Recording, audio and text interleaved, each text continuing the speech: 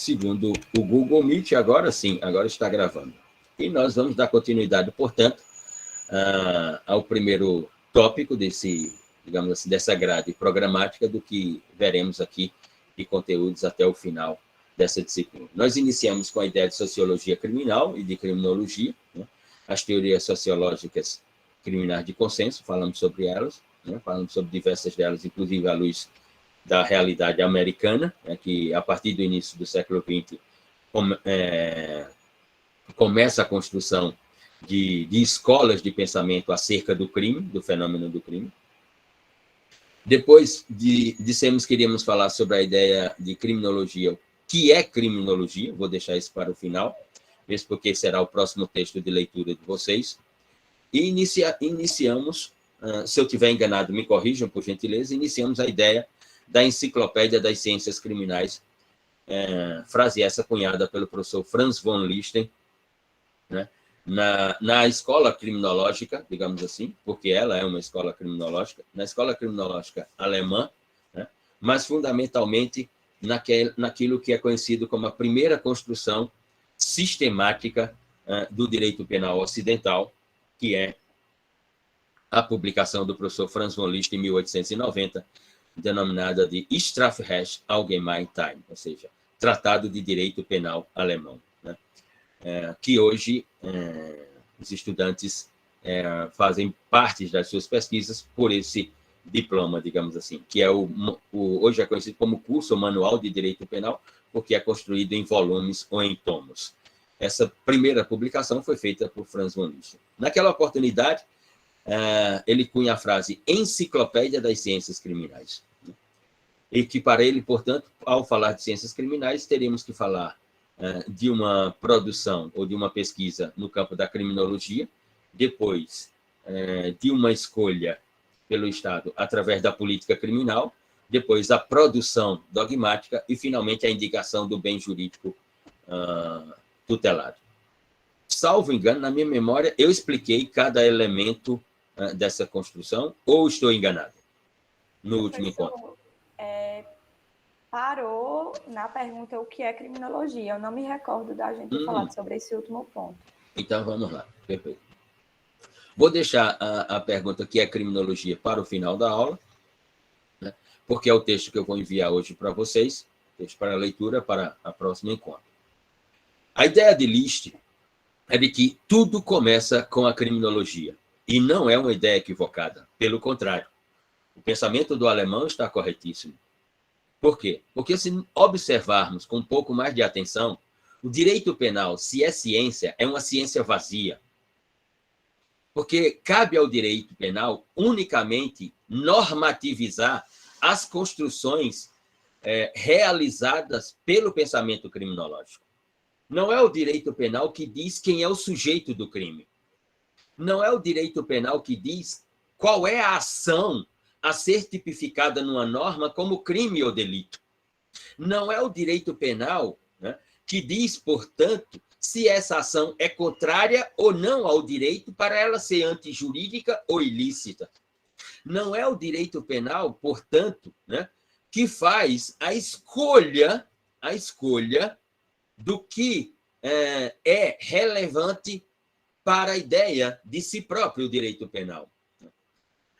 O direito penal, ele é simplesmente uma ciência de normativização das construções criminológicas, das escolhas de política criminal e daquilo que criminologia e política criminal identificam como bem jurídico. A criminologia, primeiramente, identificando o que é o bem jurídico, e a política criminal afirmando, nesse rol de bens jurídicos, qual deles ou quais deles são relevantes a ponto de irem parar dentro de uma norma para, portanto, legalizar a intervenção penal, já que né, vige ainda no direito penal o paradigma de que a intervenção penal ela só pode ocorrer se houver um perigo, um risco ou uma lesão a um bem jurídico protegido.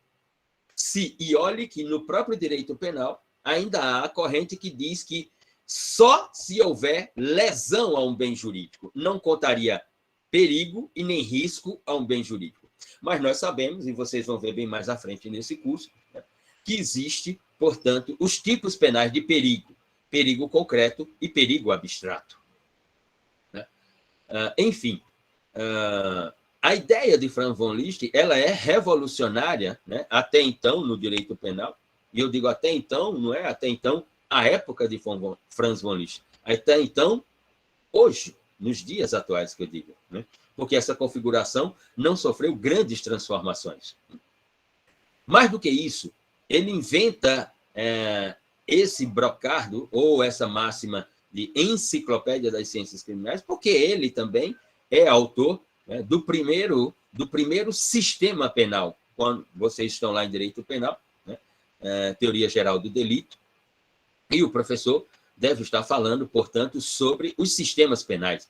O sistema causal naturalista, o sistema de Franz von Liszt, né, o sistema causal naturalista de Franz von Liszt, o sistema neocantista de Edmundo Mesger e Reinhold Frank, o sistema finalista, que é ao qual o nosso direito penal é filiado até os dias de hoje, do professor Hans Felsen, e o sistema funcionalista, todos criados pelos alemães, e esse último com uma gama de autores realmente impressionante, mas que tem dois que ocupam os pensamentos centrais. Eu me refiro ao professor Klaus Roxin, da Universidade de Munique, e o professor Gunther Jacobs, da Universidade de Bonn.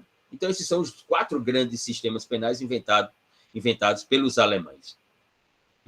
E Franz von Liszt, como inventor do primeiro sistema, ele afirma: não pode haver uma ciência criminal sem estudos de criminologia, porque a criminologia determina a ação, ela determina o sujeito, ela determina o bem jurídico a ser protegido.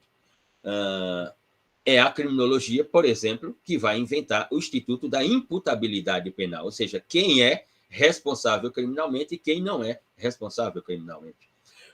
Nós notamos, portanto, que o que é que sobra ao direito penal, como ciência? Sobra unicamente a metodologia de normativização dessas construções. Ou seja, o direito penal, através da lei, porque só ele tem a lei, vai normativizar quem é o sujeito ativo e quem é a vítima no campo do direito penal. Então, ele tem uma dogmática de normativização. E Franz von Liszt vai dizer: não existe uma hierarquia entre esses elementos linguísticos constitutivos das ciências criminais. O que existe é função. Cada um tem uma função. Né? Por exemplo, ele vai afirmar: não pode haver dogmática penal, né? E aí vão lembrar do ensinamento de Kelsen, né? Não pode haver dogmática penal se essa dogmática, essa lei, essa estrutura normativa, ela não traduzir um estudo criminológico e uma escolha criminal. Ou seja, em termos de cumprimento de função, a dogmática não pode vir antes da criminologia e da política criminal, vai dizer Franz von Liszt. Esse é o paradigma moderno, nas palavras de Franz von Liszt. Ou seja, são aquilo que nós chamamos de modelos mediatos e imediatos do direito penal. Por exemplo, alguém teria uma ideia de uma lei no Brasil que ela não obedece essa construção científica, ou seja, de que ela não tem estudo criminológico e que ela não foi uma escolha criminal? Tem alguma lei no Brasil assim? Apontaria alguma lei penal no Brasil?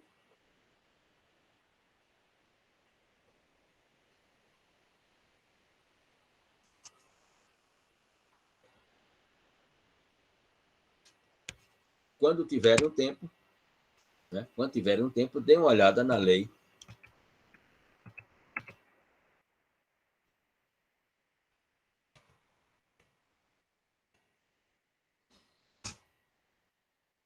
Quando tiverem um tempo, dê uma olhada na lei 8.072 de 90, denominada de Lei dos Crimes Hediondos. Essa lei não tem nenhum estudo criminológico, eu poderia citar, mas daqui a pouco eu cito outros também. Não temos só essa, digamos assim. Né? Não temos só essa. A Lei 8.072, que inaugura no direito brasileiro a expressão crimes hediondos, ou, como dizia o falecido penalista brasileiro Luiz Flávio Gomes, a hedionda lei dos crimes hediondos, né? Porque ele entendia que ela era totalmente inconstitucional, assim como também nós entendemos que ela é inconstitucional. Inconstitucional, primeiro, porque não diz o que é crime hediondo, não traz o conceito de crime hediondo, né? E o legislador está obrigado, pelo princípio da taxatividade, né, a construir a conceituação do fenômeno que ele está tratando, né, em matéria criminal. Ela não traduz um estudo criminológico, ela não é uma escolha de política criminal, o que significa dizer que ela não poderia vir antes desses dois elementos constitutivos das ciências criminais, segundo Franz von Liszt. Ela é a reivindicação, né, ela é a reivindicação de uma mulher que teve sua filha assassinada, uma famosa atriz de telenovela do Sistema Globo, assassinada por um próprio amigo seu, que contracenava com ela na cena e que teve um caso amoroso com ela, né? E a mãe, então, vai para o Congresso requerendo que o Congresso Nacional faça uma lei que coíba aquelas ações, né? Estou me referindo ao caso do ex-ator e hoje pastor, né, de igreja evangélica, Leonardo Guilherme de Pádua, que era ator da Globo e depois de ter um caso com a filha da telenovelista e que ela disse que não queria mais e que estava tudo encerrado, ele não aceitou, e no próprio estacionamento em Jacarepaguá, ele desfere vários golpes de tesoura no seu pescoço e assassina, leva a óbito a jovem. E aí a sua mãe vai gritar no Congresso Nacional querendo uma lei, sem ter a ideia de que a lei que viria não seria aplicada ao caso da sua filha, né? Os deputados deveriam ter explicado isso, né, a telenovelista. E por que não seria aplicado? Por causa exatamente da ideia do direito penal, da anterioridade da lei penal, ou seja, direito penal só pode intervir, né, se houver uma lei em vigência antes do fato acontecido, né? E como a lei agora tratava daquela modalidade de homicídio qualificado como crime hediondo, com uma pena, com a ideia de uma majoração de pena mais incisiva e o cumprimento da pena também com critérios mais rigorosos para a progressão de regime, ao caso da sua filha, ela não seria aplicada, simplesmente porque existe no direito penal o princípio da anterioridade da lei penal e a regra da lei penal no tempo e no espaço, né, digamos assim. Diz Paulo aqui, a Lei 7.643 de 87 seria um exemplo que prevê até 5 anos de prisão para quem... Exatamente, não tem... Exatamente, Paulo. Não tem a tal de molestar cetáceos, o tipo penal de molestar cetáceos. Não tem estudo criminológico algum, não tem política criminal algum. Penso no crime de adultério. O crime de adultério, sim, revogado desde 2005. Sim, também, o crime de adultério não tinha, do artigo 240, não tinha nenhum estudo criminológico, nem tampouco uma política criminal. Enfim, Rafael Francisco da Silva Bezerra. A lei de tortura. A lei de tortura eu não sei, Rafael, porque a tortura ela é uma conduta histórica, né? Eu diria que, no caso da lei de tortura, a construção do tipo penal de tortura, na nossa realidade, ela sofre uma transformação, né? Porque a tortura ela sempre foi utilizada, né? Ela sempre foi utilizada pelos impérios, né, para a obtenção de informação, né, se o império estava em risco de ser atacado, em risco de sofrer uma revolta, alguma coisa assim. Então, os impérios sempre utilizaram a tortura como meio de obtenção de informação. Né, em momentos de guerra, se utiliza a tortura para a obtenção de informação para atacar o inimigo ou o oponente, etc., né? Aliás, sobre isso, tem um documentário da Netflix, né, chamado The Report, que mostra recentemente como a CIA, né, a Agência de Investigação Secreta Americana, utilizou-se de tortura a partir dos episódios do 11 de setembro, né, para obter informação sobre as organizações criminosas do mundo árabe que digamos assim, teriam a intenção de atacar os Estados Unidos, né? Isso no governo Obama. Isso gerou uma investigação por parte de uma senadora e de um senador, né? Tem um documentário lá na Netflix maravilhoso que mostra isso. Tem uma publicação, né, que mostra isso, como a CIA, né, intervia, né, sequestrando, né, pessoas de origem árabe, porque interpretava que faziam parte dessas organizações, e, portanto, o método era a tortura para obter a informação. Isso no governo de Sua Excelência, o presidente Obama, que recebeu o Prêmio Nobel da Paz. E isso não faz muito tempo, faz apenas alguns anos. Então, a tortura, eu penso, a tortura tem uma memória no direito penal, ela tem estudos, né, no direito penal, qual é o seu sentido. Eu só penso que, no que se refere à lei de tortura, né, precisamos reavaliar, né, o conceito à luz de um Estado democrático, de um Estado constitucional e democrático de direito. Aí, sobre isso, sim, mas estudos sobre ela tem. Talvez o ato patriota nos Estados Unidos, Rafael. Enfim, a criminologia, portanto, para Franz von Liszt, é o primeiro passo da construção das ciências criminais, né? O segundo é a política criminal. Para ele, portanto, deve haver uma política criminal. E o que é política criminal? Política criminal pode ser nominada, ou conceituada, ou definida, né, como o instrumento pelo qual o Estado seleciona aquilo que ele interpreta como criminalmente relevante. Ou seja, o Estado olha para as relações sociais, olha para as relações sociais conflituosas e, portanto, identifica nessas relações sociais conflituosas o que é relevante criminalmente para ser tipificado em uma norma como crime ou delito.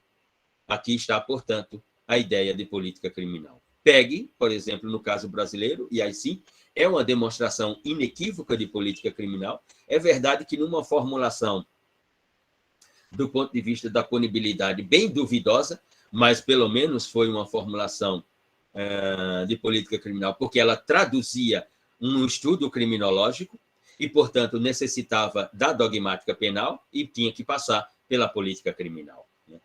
Nesse sentido, eu me refiro à violência contra a mulher na realidade brasileira. A primeira lei que nós temos de violência contra a mulher na realidade brasileira, que ela é fruto de um estudo de criminologia, ela é fruto de um estudo de sociologia criminal, ela é fruto de um estudo de antropologia, ela é fruto de um estudo de história cultural, etc., etc. Ou seja, existe uma interdisciplinariedade nesse campo, não apenas criminológica, mas ela é, sem dúvida, um estudo de criminologia também, né? A violência doméstica teve a sua primeira previsão normativa no direito penal brasileiro, depois de se tornar uma escolha político-criminal do Estado brasileiro, que lembre-se, né? Até 1988, a ideia da residência, do lar, ela era construída no direito civil com um slogan: o lar é o casulo inviolável, né, no Estado de Direito. Em 2002, com a reforma do Código Civil, o professor Miguel Reale, o filósofo jurídico Miguel Reale, portanto, abre esse casulo, dá a oportunidade, a partir do Código Civil, regulamentando o dispositivo da Constituição Federal, né? Poderia ter feito em outros campos, como, por exemplo, também da sexualidade, né? Poderia ter aberto o Código Civil para novos modelos de, digamos assim, de relações afetuosas, amorosas, etc. Mas, enfim, isso é outro debate. Então, em 2004, 2 anos depois, aparece a Lei 10.886, que cria o parágrafo 9º do artigo 129 da parte especial do Código Penal brasileiro. E, portanto, inaugura o tipo penal de lesão corporal dolosa de natureza doméstica, né? quando a mulher era agredida nas relações do lar. Em 2006, aparece a Lei 11.340, conhecida como Lei Maria da Penha. E ali a punibilidade era inacreditável. Aqueles que eram condenados por violência doméstica à luz da Lei 11.340, em regra, a punibilidade era o pagamento de uma cesta básica. E, a partir dali, nós tivemos, portanto, todo um processo que vem ainda em construção, com diversas leis, a mais recente tratando sobre a violência psicológica contra a mulher. Já que nós tínhamos violência sexual, na Lei 11.340, em outros dispositivos, nós tínhamos normativizado a ideia de violência sexual, ou seja, uma violação sexual numa relação sem o consentimento da outra parte, no artigo 213 e depois no artigo 217-A, com a edição da Lei 12.015 de 2009. A ideia de violência patrimonial, prevista na própria Lei 11.340, a ideia de violência física, mas aí estava já na lei anterior, no campo da lesão corporal dolosa. Nós não tínhamos normativizada a ideia de violência psicológica, e passamos a ter, portanto.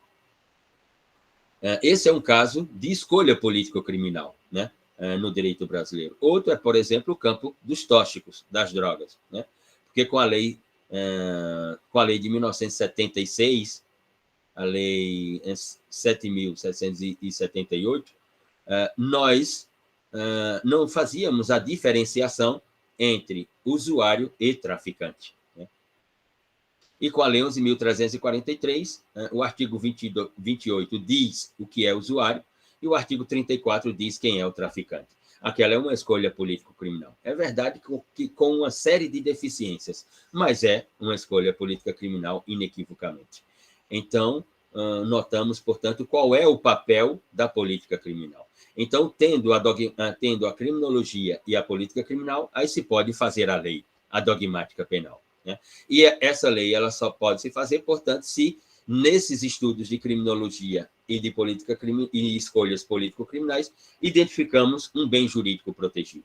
Se tem um bem jurídico aí, então pode vir, portanto, a dogmática penal para tratar de forma normativa sobre essa relação conflituosa que agora é denominada crime ou delito, digamos assim.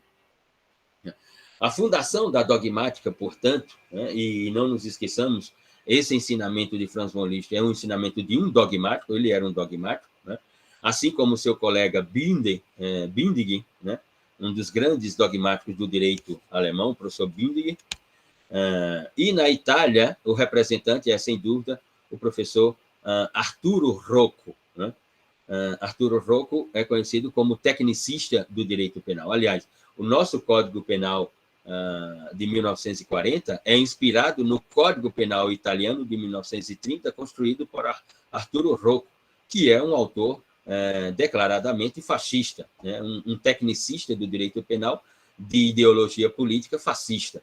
E o nosso Código Penal é inspirado, portanto, nas ideias de Arturo Rocco.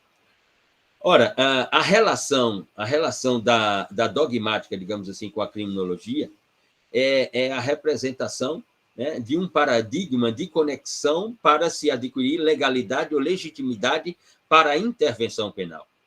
Porque o próprio direito penal afirma que só pode haver a intervenção penal se houver uma lei anterior que diga que aquela ação é crime ou delito. E dizendo isso, portanto, a dogmática penal precisaria dos estudos da criminologia e das escolhas político-criminal.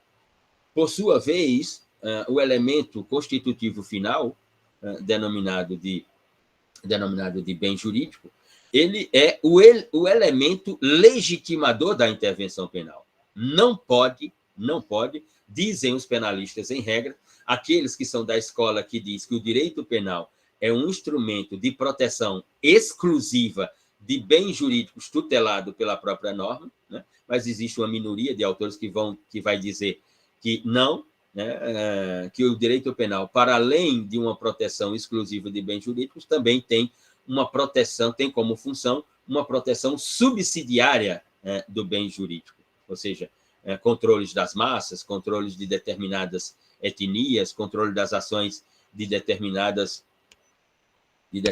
pessoas, digamos assim. O bem jurídico, portanto, como o elemento legitimador da intervenção penal, é uma ideia iluminista, né? É a ideia do direito penal clássico iluminista italiano, francês, espanhol e alemão. Nós veremos isso nas escolas penais, né? Isso se dá, né, com a ideia de Anselmo von Feuerbach, na Alemanha, aqui na Alemanha, quando cria o brocardo nulo crimine, nulla pena, sine lege. Nulo é o crime, nula é a pena, sem lei, né? E se o professor Bindig, e Bindig se escreve Binding, Bindig, mostrou para List, no seu Teorema do Crime no Sistema Causal Naturalista, de que a ação construída lá na criminologia não era qualquer ação, que quando nós transportássemos a ação para cá, para o direito penal, ela deveria ser uma ação típica, né? Ou seja, não é qualquer ação, porque no Teorema de List tinha ação antijurídica culpável, né? E Bindig é o autor que introduz o elemento tipicidade, uma ação, mas essa ação tem que ser típica, relacionada ao mundo do direito penal, e em relacionado ao mundo do direito, analisar se ela é contrária ou não ao direito penal e, finalmente, se alguém é culpado. Isso no primeiro sistema penal, denominado de sistema penal causal naturalista.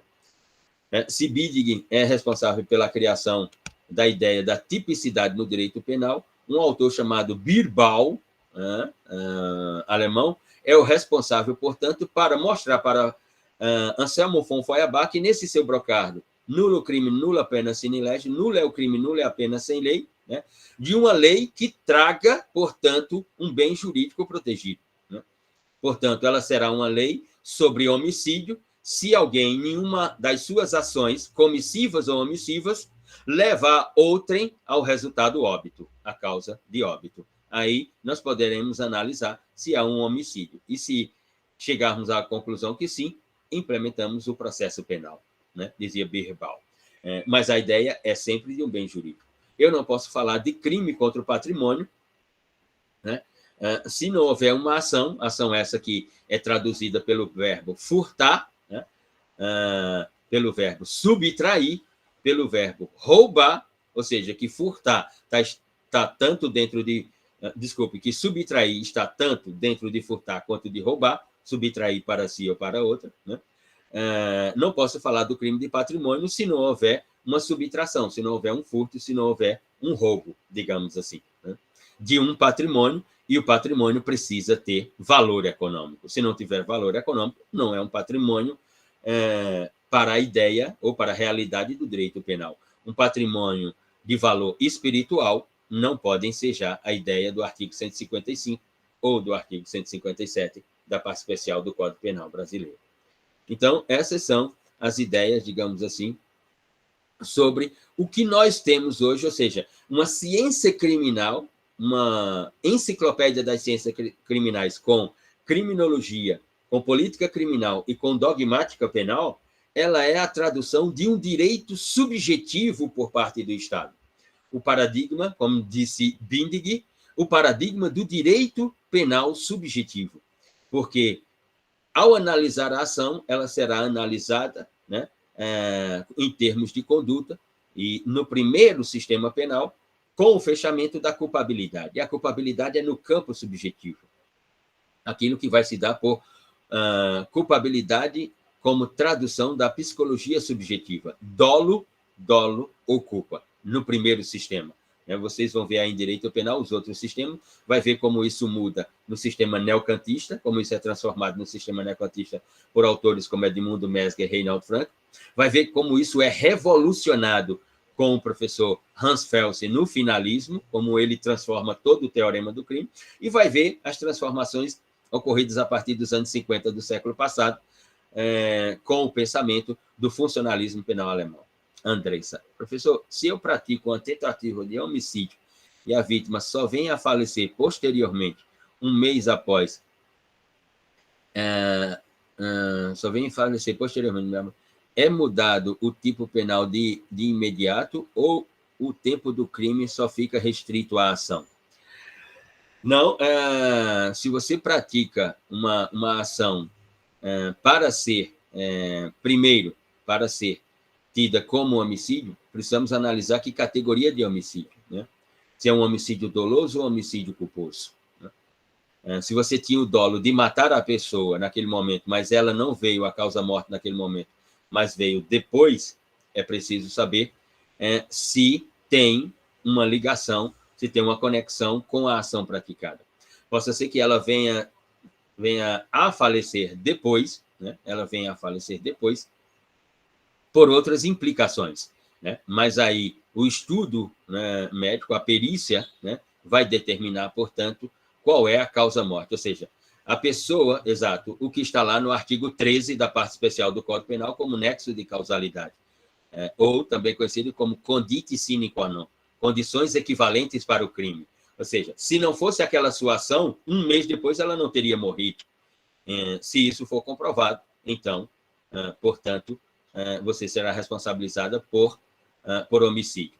Fica aí a saber se o homicídio na categoria dolosa ou na categoria culposa. Né? O direito penal brasileiro, na sua parte geral lá do Código Penal, né, adota, portanto, a teoria mista, né, do resultado do crime, tanto a ação quanto o resultado. Né? Se o resultado é um produto da ação, então haverá responsabilidade penal. Né? Se você deu causa, por exemplo, depois lá mais à frente nos artigos 29, nos artigos 30, se você deu causa para o crime, né? Ou no próprio nexo de causalidade do artigo 13 da parte geral. Professor, você poderia comentar sua opinião sobre... senhorita Raquel, aquilo é inacreditável. Aquilo é simplesmente inacreditável. Inacreditável, né?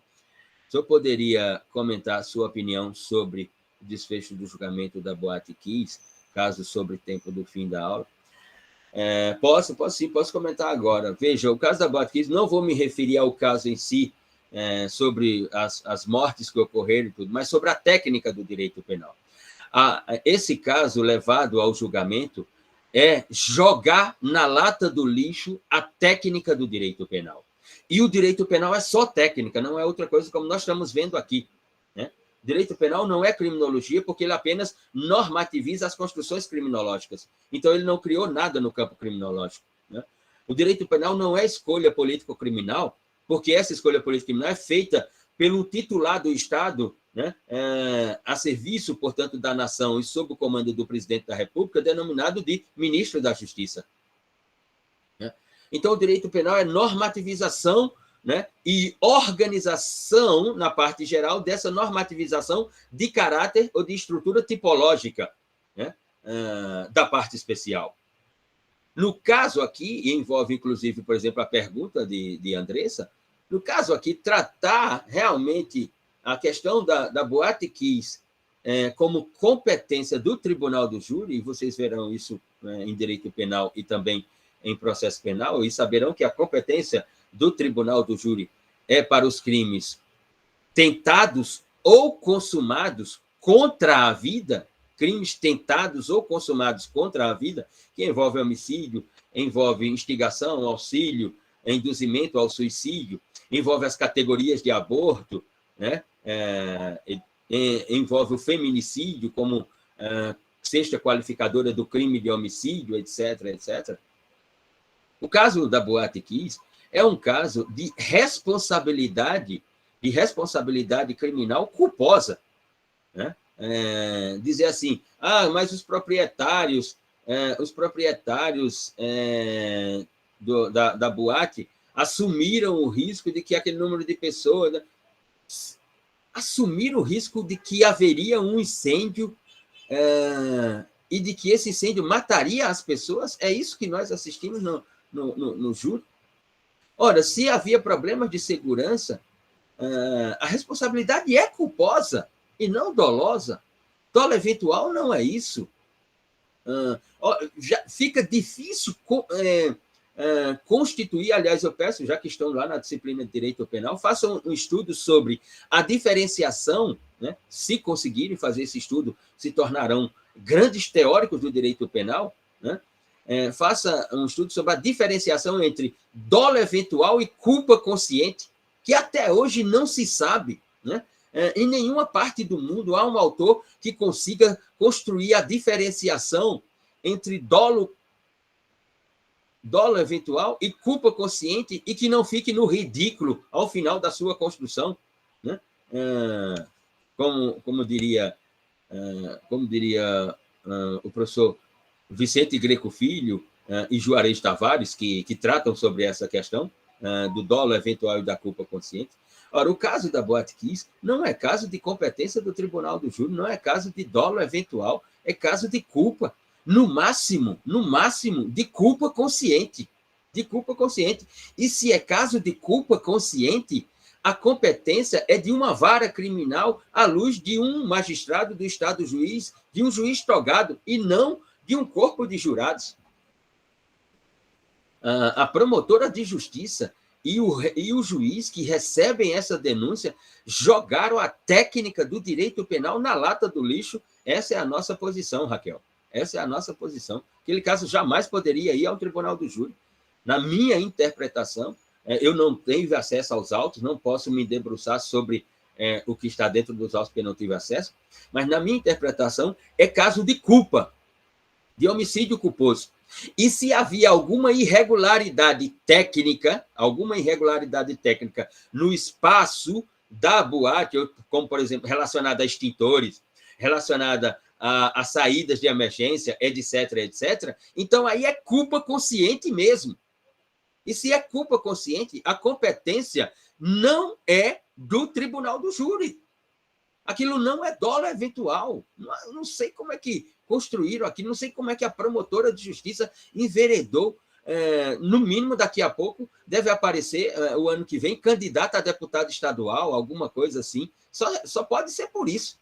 Né? E o juiz também deve ter suas ambições políticas, deve ser para querer acalantar, né? Como dizia Carnelucci no seu livro Misérias do Processo Penal, né? Só pode ser para acalentar, né?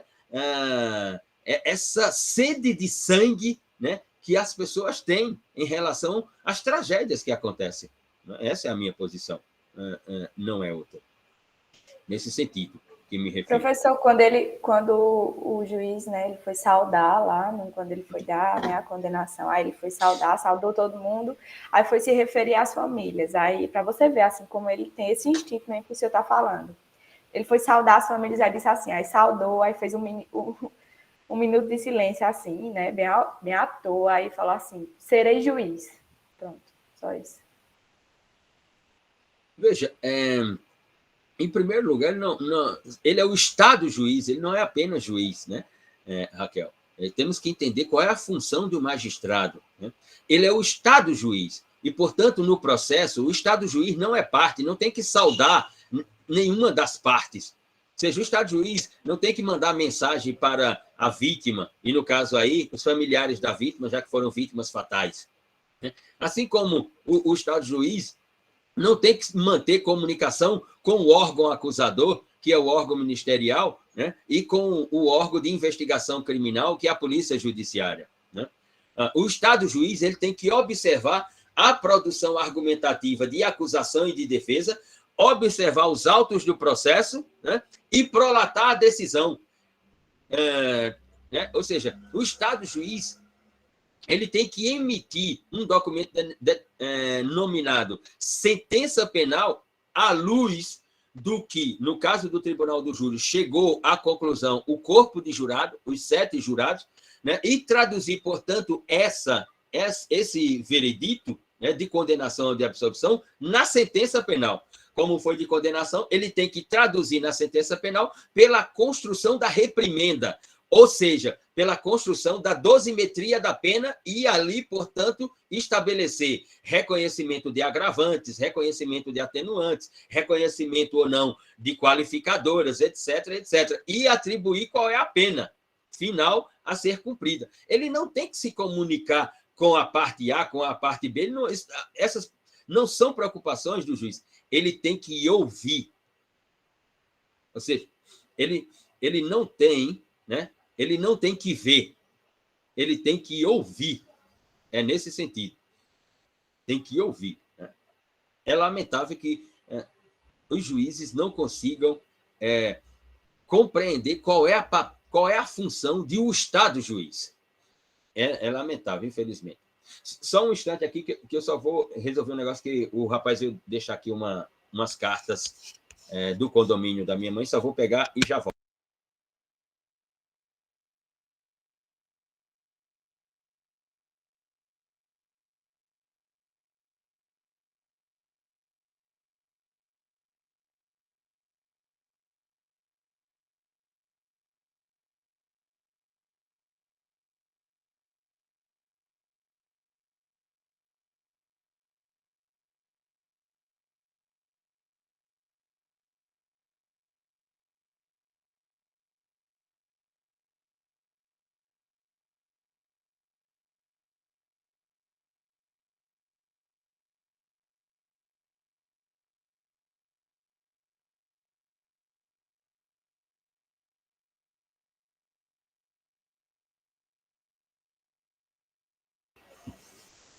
Muito bem.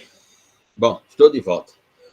Colocado isso, vamos para o tópico denominado de escolas criminológicas, que no direito penal brasileiro são chamadas de escolas penais, mas não são escolas penais. Escola penal, eu já me referi aqui, né? Escola penal é, por exemplo, o tecnicismo do direito penal italiano de Arturo Rocco. Aquela é uma escola penal. A escola dos sistemas penais, a escola alemã dos sistemas penais, causal, naturalista, neocantista, finalista, funcionalista, essas são escolas penais. Né? Não existe escolas penais relacionadas a construções criminológicas. Elas são, portanto, escolas criminológicas e não escolas penais. Né? E a primeira delas é denominada de escola clássica, né? Com personagens como Beccaria, com personagens como Francesco Carrara, e tantos outros. Essa escola, a escola clássica, e que ela não se intitula escola clássica, é a escola posterior, a escola positiva ou a escola positivista, que vai nominar a primeira escola como escola clássica. Os positivistas, então, vão dizer, já que eles vieram primeiro, eles são os clássicos, nós somos uma escola positivista. Então, a sua preocupação é o fenômeno denominado de crime. Ou seja, a escola clássica é uma escola de idealistas, uma escola filosófica, uma escola jurídica e uma escola crítica ao mesmo tempo. Ela, portanto, reúne esses 4 elementos: o idealismo, a filosofia, o jurídico e a crítica. Né? Mas a preocupação principal é exatamente o debate sobre o fenômeno do crime. E o debate sobre o fenômeno do crime por 2 perspectivas. Por uma ideia filosófico-teórica, ou teórico-filosófica, e por uma ideia prático-jurídica ou jurídico-técnica, digamos assim. Né? De um lado, então, você tem os pensamentos de Beccaria, que entendia, à luz da sociologia e da sociologia criminal do francês Émile Durkheim, que o crime era um fenômeno social. Ou seja, o crime era um ente social. Em toda e qualquer sociedade, em todo e qualquer modelo de sociedade, nós identificaríamos o crime. Essa é a perspectiva teórico-filosófica de Beccaria. Mas aparece, e isso já está lá no seu livro Dei delitti delle pene, dos delitos e das penas, né, em 1764. Muito bem.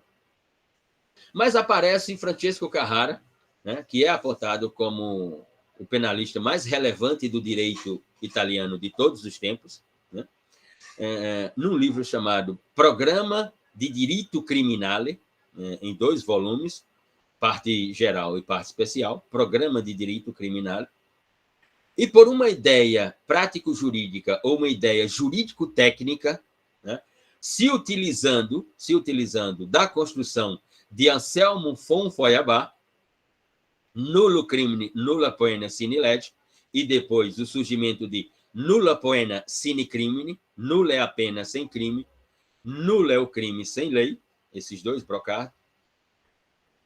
Francesco Carrara, portanto, no debate com Beccaria, vai dizer: não, o crime não é um ente social. O crime é um ente jurídico. Né? O crime é um ente jurídico. E essa é a primeira, digamos assim, o primeiro embate da escola, ou o primeiro e grande embate da escola. A definição sobre se o crime é um ente social ou se ele é um ente jurídico. E a escola, que virá em seguida a escola positivista, se apropriará enormemente dessa construção para se organizar em torno do que nós passaremos a conhecer como positivismo jurídico. E aí, na ideia do direito penal. Para você, o crime é um ente social ou um ente jurídico? O que é o crime?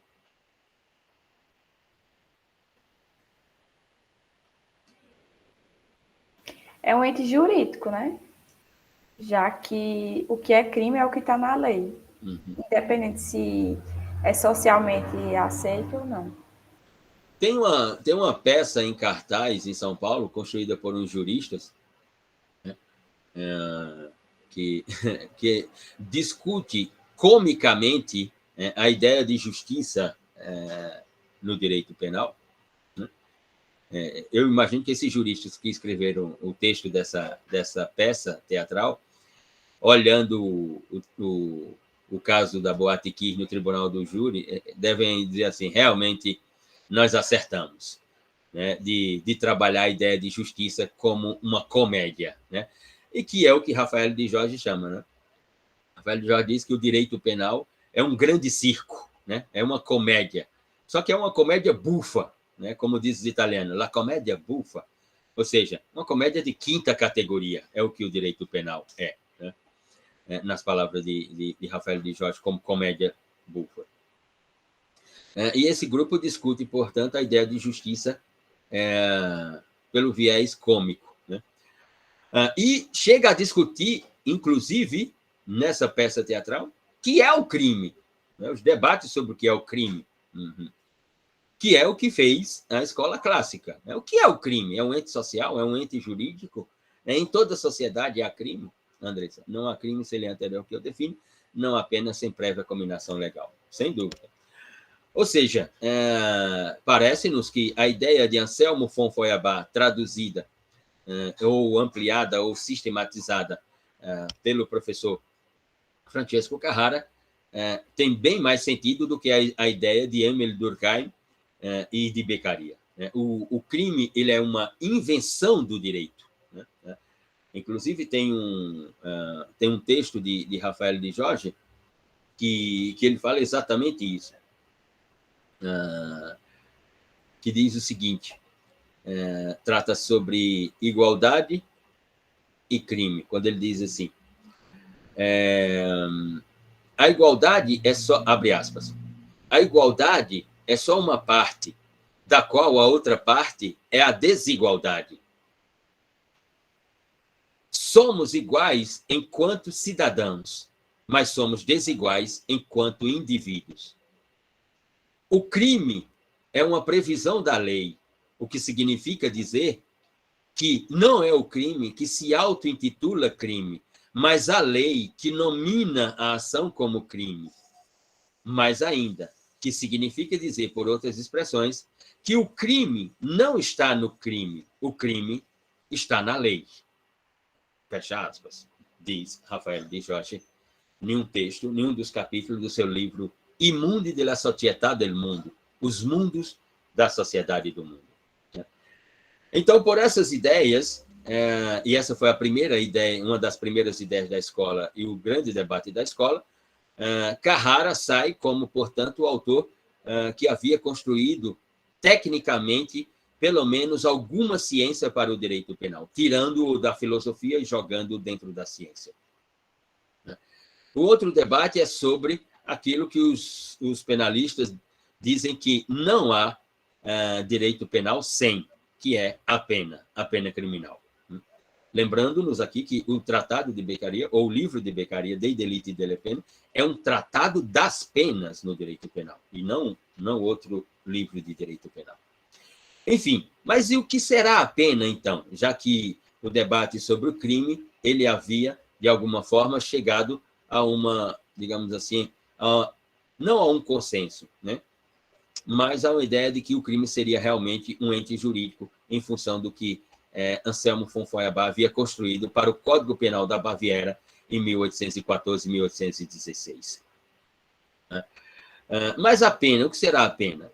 E a ideia a ser debatida é se a pena é um mal imposto ao indivíduo merecedor de um castigo. E que tenha praticado, portanto, uma ação voluntária e consciente. E por isso ele é merecedor desse castigo. Significa dizer que na escola clássica a ideia de pena, e aí não haverá divisão, a ideia de pena é, portanto, uma ideia retribucionista da pena, que é fundamentalmente uma ideia kantiana sobre o sentido da repressão penal. Ora, os fundamentos seriam o restabelecimento da ordem pública. A pena existe para restabelecer a ordem pública, restabelecendo a ordem pública, ela, portanto, ofertaria um espaço para as relações sociais equilibradas. Isso é de um iluminismo inacreditável, né? É de uma ingenuidade, ou seja, houve uma relação social conflituosa. Alguém vai ser retirado da sociedade, aplicado uma pena privativa de liberdade a ele, né? Ou seja, tirando sua liberdade para ele aprender a viver em liberdade e agora restabelecendo a ordem pública para que as relações sociais elas se desenvolvam em equilíbrio. Que garantia é que essa técnica dá de que as relações sociais agora, na ordem pública restabelecida, não serão da mesma natureza? Ou seja, conflituosas.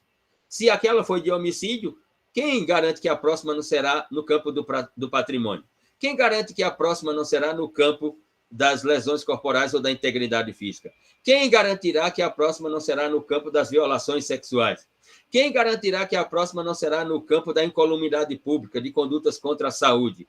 Vide o momento atual do Brasil, né? Ou seja, não há garantia alguma. Então, obviamente que a pena, seja como castigo ou como ressocialização, ela não oferta nenhuma estrutura jurídica, ela é pura política. Era pura política. Ela é para estabelecer a ideia dos limites do ius puniendi na sociedade moderna, vai dizer Beccaria. Porque no absolutismo ela não tinha fim. Alguém era jogado no cárcere e não sabia quando sairia de lá, só com a vontade da igreja, com a vontade do príncipe. Aqui não, a pessoa vai entrar no cárcere e saber quando sair. Vai entrar no cárcere e vai saber quando sair. Em qual cárcere, quais as condições que você mesmo colocou, Beccaria, e como essa pessoa vai sair do cárcere. Paulo César, a reincidência mostra exatamente, Paulo, é só dar uma olhada no site do Conselho Nacional de Justiça, do CNJ, e notar que a nossa reincidência, e aqui eu não vou fazer a distinção técnica entre reincidência genérica e reincidência específica, mas até poderia fazer. Reincidência genérica, quando você é condenado por um crime, por exemplo, contra o patrimônio, e depois comete um crime contra a vida, ou um crime contra a sexualidade, ou um crime contra a integridade física, ou um crime contra a honra, e é novamente condenado. Ou seja, essa é uma reincidência genérica. A reincidência específica é quando você, portanto, pratica o crime, é condenado por ele e volta a praticar a mesma tipologia prevista na conduta praticada anteriormente, que originou a sua condenação. É só ir no site do CNJ e notaremos, portanto, né, que o índice de reincidência na nossa realidade é em torno de 75%. Né?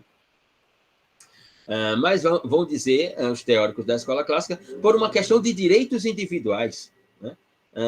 A pessoa saberá que entra tal dia no cárcere e sairá tal dia do cárcere. Né? Isso é um pensamento moderno sobre a pena, que a sociedade medieval não havia imaginado, dizem os teóricos. Mas ainda por uma ideia de legalidade, ou seja, estabelecendo que o fundamento é o restabelecimento da ordem pública, limite da punição, do ius puniendi, a garantia da individualidade sobre o cumprimento da pena, entrada e saída, e a própria legalidade do instituto. Isso é um pensamento, portanto, do direito moderno, diferente da sociedade medieval eclesiástica europeia, diziam esses teóricos. Essas são, portanto, duas das grandes construções do pensamento da escola clássica. Andressa Viviani. Professor, eu vi um pensamento da área da psicologia que a pena, no Brasil, traz um instrumento de educar pelo sofrimento, mas, na verdade, só piora o instituto de revolta. Dessa forma, estaríamos sempre em um círculo e não em espiral crescente da evolução. Anderson, essa ideia da psicologia, da pena como sofrimento, né, eu, sinceramente, não me aproximo dessa ideia, né, mas ela é ventilada, sim, nos discursos jurídicos. Também me aproximo aí da segunda parte da sua escritura.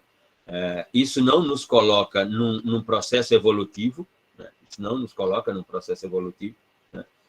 Definitivamente. Né? Não sou simpático a isso.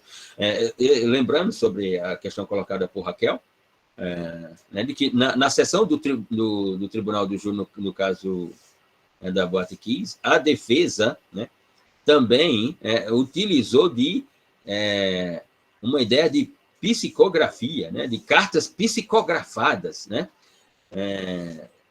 colocou lá um áudio da leitura de uma das vítimas, né, que teria mandado uma mensagem para os pais dizendo que o que importava não era a punição das pessoas, né, que aquilo acontece, mas o que importava era a paz daqueles familiares que ficaram e que perderam seus entes queridos, e não uma punição, né, alguma coisa assim, que se traduziria como uma vingança, como uma revolta, e não como algo que melhorasse o humano e tal, não sei o que lá. Usou uma carta psicografada no Tribunal do Júri. Né? Aquilo foi ridículo, diz Paulo César, aquilo foi com todo respeito à religião, exatamente, com todo o respeito ao espiritismo, sem dúvida alguma, com o máximo respeito ao espiritismo,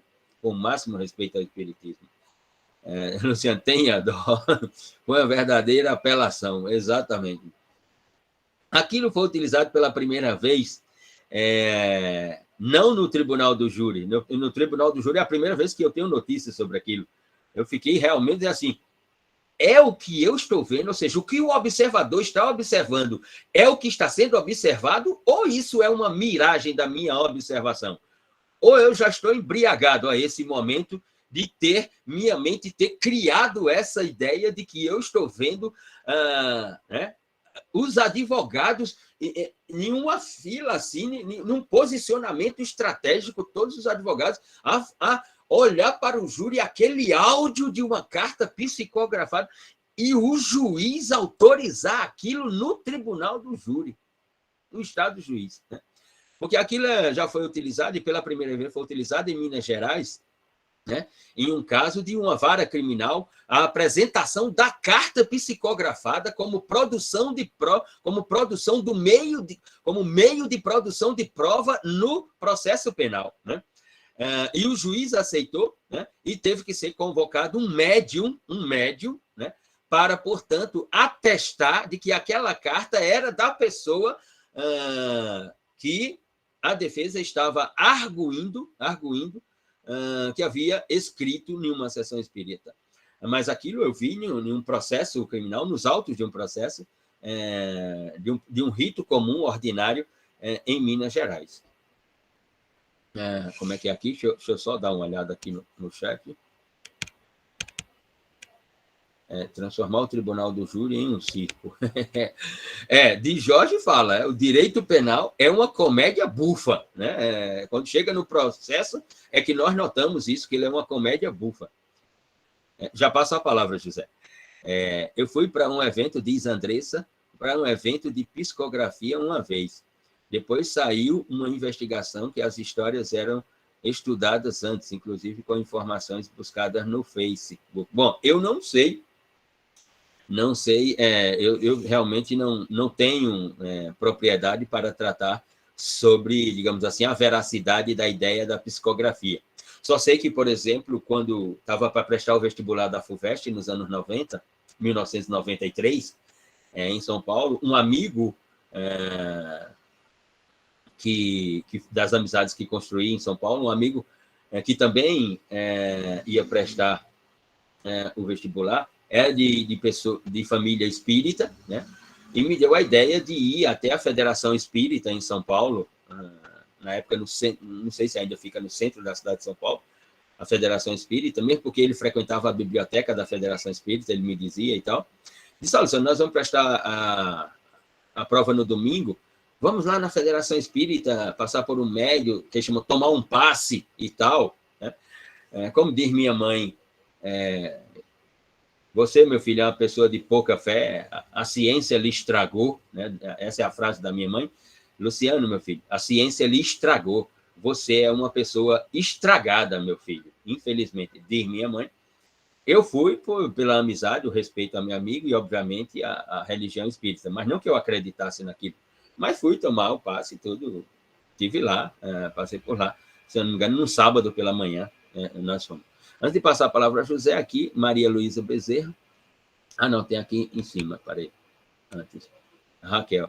E a promotora questionando o direito ao silêncio. Eu estou dizendo que é cômico, né? Estou dizendo que é cômico. Não sou eu, não. Nietzsche já falou isso, Rafael de Jorge já falou isso, os autores daquela peça que está em cartaz em São Paulo estão falando isso, enfim. Acredito que tudo... Maria Luísa Bezerra. Acredito que tudo pensado, professor. No Rio Grande do Sul tem muitos espíritas, talvez ela apostasse nisso. Então, é uma estratégia, né? Já que era o júri a decidir, claro, sim, né? Luciano, mas vem essas anomalias. Será que o exame da ordem aceita uma resposta com carta psicografada? Penso que não. MP super despreparado, diz Ana Beatriz Pereira. Diga, José. Então, que eu estava vendo uns documentários há um tempo aí, era mais sobre os Estados Unidos e assim, tipo, eu não sei porque as pessoas admiram tanto o modelo de lá, porque eles têm absurdos, né? E lá, como o direito penal pode ser versado pelo ente federativo, tem, inclusive, nas polícias, algumas delegacias colocam de modo oficial, como ali, consultores psíquicos, né? E, assim, muita coisa que é pseudocientífica é adotada nos tribunais, que depois cai, mas aí já geraram o prejuízo de condenar muitas pessoas de modo injusto e tal, e equivocado. E assim, tipo, tem até a questão da hipnose também, que não é uma coisa certa, porque tem antigamente era adotado nos tribunais como forma de resgatar para o indivíduo fazer uma sessão de hipnose e descobrir que foi estuprada por fulano de tal, e depois descobriu que esse fulano de tal nem no país estava. Então, assim, muita gente, e que estudos foram feitos depois, demonstrando que aquilo ali não poderia servir de prova, porque muito é sugestionado, não traz à tona necessariamente a verdade. E, no entanto, os Estados Unidos continuam utilizando muitas coisas desse tipo. E eu não sei porquê, que assim, quando a gente vê aqui, a gente já vê que é absurdo. Mas lá é utilizado de maneira corriqueira, se não é num estado, é no outro. Se um tem pena de morte, o outro não tem. Se um utiliza carta psicografada, o outro não usa, enfim. Eu não vejo como isso seria um modelo melhor do que o da gente. Inclusive porque no Tribunal do Júri, por exemplo, se adota um mercantilismo, né? Você negocia o valor da verdade e da justiça ali. Não se o indivíduo se declara culpado, acabou o processo. Então, quer dizer, a verdade não interessa. Então, isso me chama muita atenção na discussão dessa, porque a gente está num momento agora em que existe uma tendência muito grande de copiar os Estados Unidos em tudo. Na área jurídica, isso virou praticamente uma moda mesmo. Sim, sim. Uhum. E o que eu vejo são coisas absurdas. Então, tem um documentário lá que chama o DNA da Justiça. Uhum. Como eu trabalho com perícia, assim, tem coisas absurdas, assim. Uma mordida que pegou, assim, que aqui a gente sabe que quando a pessoa fica dentro d'água, depois que morre, os peixes e alguns cretáceos e tudo podem comer e gera pinicados na pele e tal, deixa um padrão e tal. Uhum. E nos Estados Unidos tinha umas perícias odontológicas que estavam fazendo aferição de mordida. Então tinha uma mordida uma mordida só que começava no calcanhar do cabo e ia bater lá na coxa. Uhum. Então, assim, uma mordida só, porque o dente, então o dentista arrumava um jeito de mostrar que o dente percorreu daquela forma ali. Umas coisas absurdas, assim. Assim, eu me manifesto aqui até como uma forma de protesto mesmo, essa nova, Uhum. nossa, nova onda de colonização pelo judiciário. Sim, sim. Assim, há uma contaminação imensa dos institutos da Common Law na versão americana no direito da civil law brasileiro. Não na Europa. Você encontra pouquíssima contaminação do pensamento americano no direito português, no direito espanhol, no direito francês, no direito alemão, no direito italiano. Mas no Brasil é realmente como nós somos suscetíveis às constituições americanas, como nós somos submissos às constituições americanas. Eu dou risada dos meus amigos, risadas porque prefiro dar risada do que chorar em ter esse tipo de amizade, mas infelizmente eu tenho, né, e é de longa data. Meus amigos promotores de justiça que são favoráveis a esses modelos americanos, né, e tal. Eu sempre pergunto assim, mas vocês são favoráveis também não só a essas contaminações dos institutos do direito da common law aqui no nosso, mas são favoráveis também à própria insegurança que é a função de um promotor ou de um juiz no modelo americano, ou vocês querem só os institutos e essas garantias que transformam o Ministério Público e a magistratura no Brasil duas castas, né? Porque, por exemplo, um promotor de justiça, né, nos Estados Unidos, ele só leva um caso a júri quando ele tem plena convicção de que ele vai vencer o júri. Né? Porque se houver dúvida sobre isso, ele vai buscar um acordo, ele quer um acordo e tal, e tudo mais. Porque se ele perder o júri, né, ele não voltará a ser promotor de justiça porque ele é eleito pelo voto direto. E a população não quer promotor que perca júri. Né? A população quer sangue, como disse Carnelucci. Né? As víboras estão ali, né, só esperando o espetáculo para se deleitar com o espetáculo. Né? E eles erram tanto, professor, que no estado da Alabama, acho que em 2008, mais ou menos, teve um caso complicado lá que demonstrou que eles erravam tanto que o Ministério Público teve que rever a pena do pessoal e foram soltos 500 apenados porque foram presos de modo injusto, ou seja, todo o processo jurídico tinha sido feito de maneira equivocada, utilizado, imagine só, um estado só, mais de 500 pessoas presas injustamente. Sim. É inacreditável. Luciano Tobias Barreto se preocupando com a cientificidade do direito e as cartas psicográficas. Exatamente. No século XIX, Luciano, Tobias Barreto tentando procurar elementos constitutivos e fundamentos científicos para o direito, e a gente, no século XXI, usando carta psicografada no Tribunal do Júri, para você notar a nossa involução no direito, no caso brasileiro. Né? André, quais as expectativas para o futuro do nosso... As expectativas é de que o direito permanecerá direito, Andressa, né? Mas cada vez mais a ideia de ciência no direito ela é diluída, totalmente diluída. Não há como falar de ciência no direito, ciência jurídica, né? No sentido, digamos assim, com as construções. E agora, com esse paradigma tecnológico, digital, né? de uma vida virtual, de uma vida digital, em que essas grandes corporações fazem o que bem entendem e não há regulamentação alguma. Por exemplo, na nova reforma trabalhista que o governo enviou para o Congresso, deve ser votada no início do ano, porque eles já notaram que os sindicatos estão tentando se organizar com os trabalhadores e tal, há uma proposta de normativizar a proibição do reconhecimento do vínculo do trabalhador por aplicativo com a plataforma. De já vir normativamente, uma previsão de que, por exemplo, esses motoristas por aplicativo de Uber, 99, InDrive, tudo, ter lá na norma do direito do trabalho, dentro da CLT e na Constituição, de que não tem vínculo trabalhista com a plataforma. Né? Assim como esses outros entregadores de comida, deliveries, né?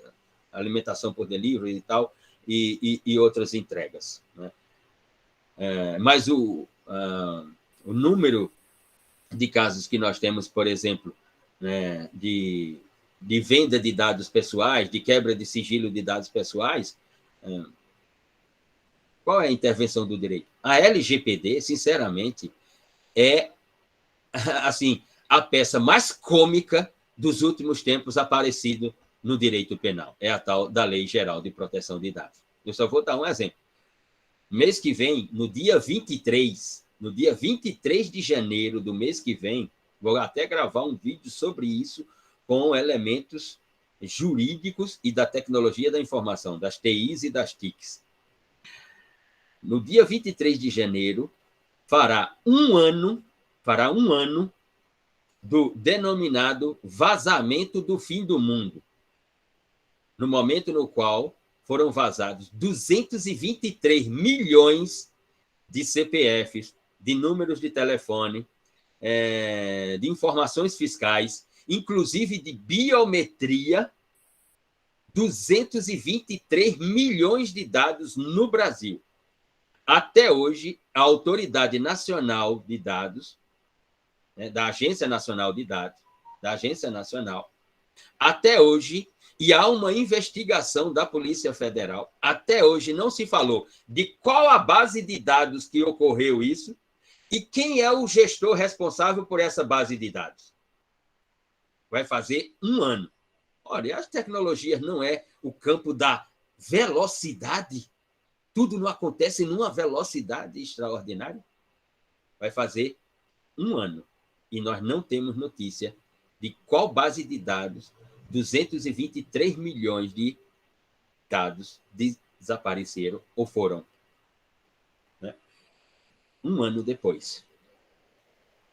Para você notar que o direito... Aí, com todo respeito aos meus amigos tal, que falam sobre direito digital. Direito digital? Qual direito digital? Eu penso que a expressão seria digital de direito. Porque quem está comandando a questão é o digital, não o direito. Então, seria digital direito, não direito digital. Seria digital direito, ou seja, o digital usando o direito apenas para dizer, olha, chegue até aqui para dar uma ideia de que vocês estão coordenando tudo, mas quem está coordenando somos nós, o digital, as grandes plataformas, as megas plataformas. Luciano, LGPD, para mim, tem se tornado apenas uma lei para dar segurança jurídica aos bancos, apesar da parte que dá mais autonomia ao cidadão, quanto aos seus dados. Outro problema é o controle dos algoritmos ausentes na lei em relação à LGPD. Exatamente, porque tudo está ali nos algoritmos. Né? Enfim, essa questão é bizarra. Vou até aqui abrir um parênteses. Outro dia fui comprar um spray para minha mãe, porque ela estava com uma torção no pé, né, e tal. Fui comprar um desses spray analgésicos e tal, para aliviar e fazer uma massagem e tal. Cheguei numa dessas grandes farmácias e coloquei lá. Eu tinha visto R$ 24,90 lá na gôndola, né? Levei no caixa, coloquei, dei R$25 para a menina. Eu tenho que informar o senhor, desculpa. Eu digo, o que é, amiga? Assim, é R$ 24,90 para quem tem cadastro. Para quem não tem cadastro aqui, é R$ 48,90. O senhor tem cadastro? Eu disse, não tenho cadastro nessa farmácia. Assim, então, pronto. Então, é R$ 48,90 e não R$ 24,90. É R$ 24,90 só para quem tem cadastro aqui. Eu disse, e esse cadastro é o quê? É o nome do senhor, o endereço do senhor, o CPF do senhor e o telefone para contato. Eu disse, mas nem pensar. Você está doida? Nem pensar. O que é que o direito está organizando aí? O que é que o direito está organizando? Ou seja, uma diferença de R$ 24 no produto porque eu não tenho um cadastro. E o que vão fazer com esse meu cadastro? Ah, não, Luciano, tem a LGPD que diz que tem um sigilo, não pode divulgar esses dados. A LGPD diz que não pode divulgar esses dados. E quem fiscaliza? A Agência Nacional de Dados, a Autoridade Nacional. É mesmo? Tá certo. Massa. Beleza. Enfim, muito bem. Bom, próxima escola é a escola positiva do direito, a escola positivista do direito. Também uma escola italiana, escola criminológica, mais uma vez, não escola penal, é uma escola criminológica, de nomes como Augusto Conte, como César Lombroso e nomes tão importantes. E nessa escola nós veremos, portanto, né, que o paradigma de construção científica é um outro totalmente diferente do da escola clássica. A escola clássica está preocupada com o fenômeno do crime na ideia de sociedade, na ideia social, ou na ideia técnica do direito penal. Então, tem uma ideia de sociologia criminal e criminologia. Aqui, o paradigma é biológico e antropológico. A ascensão da biologia como ciência, né? E, portanto, a escola se apropria dessa estrutura científica bioantropológica para tratar sobre o fenômeno do crime, do sujeito, da vítima e de toda a construção do que é esse fenômeno criminal, digamos assim. Então, no próximo encontro, partiremos da escola positivista do direito. Hoje à tarde envio o texto para Luciano de Souza e ele socializa com todos da turma texto para a próxima leitura. Lembre-se, pessoal, o texto é para se ler, participar aqui, se manifestar. Aqueles que se manifestarem com propriedade, eu atribuirei pontos, etc. e tal. Lembre-se que o processo avaliativo, ele é um processo avaliativo, acumulativo, contínuo. Ele não é no dia da prova. Ele é durante as aulas. Quando chega na prova, receberá uma avaliação de 0 a 10 na prova. Mas a avaliação, ela é contínua. Assim como vocês fazem a avaliação do professor continuamente durante todo o semestre, vão lá no sistema da universidade e avaliam o professor, né? Aqui também, os estudantes são avaliados pelos professores nas disciplinas. Eu utilizo o modo de avaliação, ou a maneira de avaliação, ou a forma de avaliação contínua, do primeiro dia de aula até o dia da prova, nesse sentido. Então, um bom dia para todos e todas, e até o próximo encontro, se for possível.